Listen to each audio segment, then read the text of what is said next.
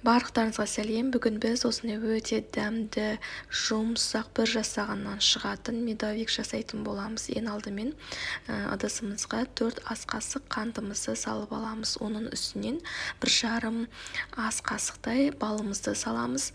Оның үстінен 120-130 граммдай сары майымызды салып, үшеуін жақсылап ерігенше орташа отта араластырып, сұйық қылып аламыз.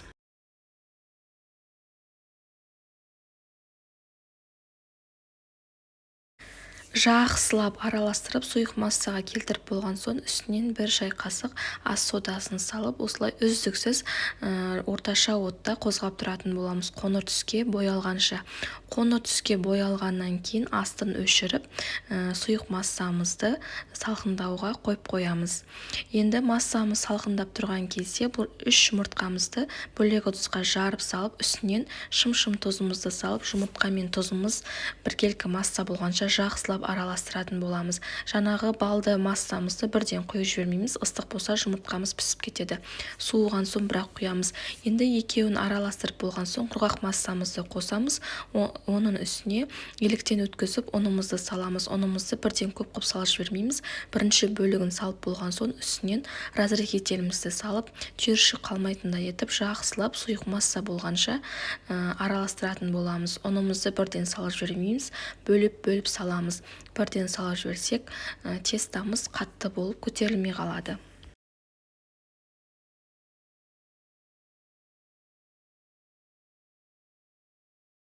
Міне біздің қамырымыз дайын болды. Осындай сұйықтықта болып шығады.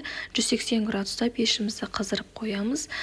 Формамызда пергамент қағазын төсеп, аз ғана майлап, осылай қамырымызды құйып, қасықтың көмегімен жайып шығатын боламыз.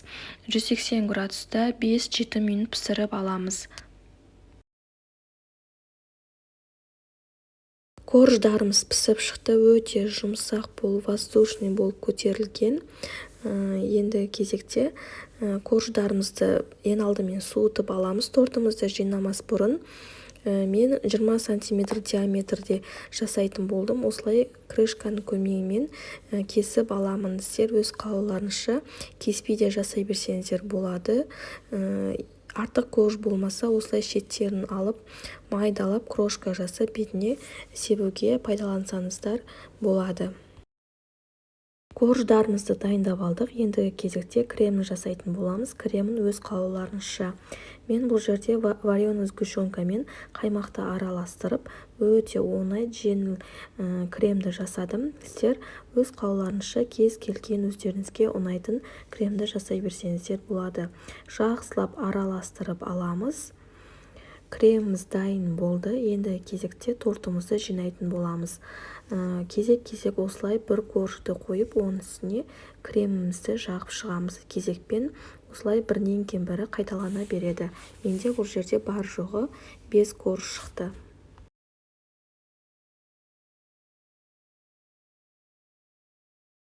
Корждарымыздың барлығын жинап, кремдерімізді жағып алдық. Енді кезекте тортымыздың беткі үстіңгі жағын сәндейтін боламыз. Сәндеуге мен шетінен қалған корждарымыздан осылай крошка жасап алдым. Барлық шетіне, үстіне, шетіне тигізіп, корждарымыздың барлығын сеуіп шығатын боламыз. Міне біздің тортымыз дайын болып шықты. Өте әдемі, жұмсақ болып, әрі тез дайын болады. Сіздер де жасап, өз ойларыңызбен комментарий бөлімінде бөлісе кетіңіздер. Міндетті түрде жасап, мені белгілеп, өз жақындарыңызға, туыстарыңызға менің каналымды таратып, каналымның дамуына өз үлестеріңізді қоса кетіңіздер. Алдын ала рахмет, сау болыңыздар.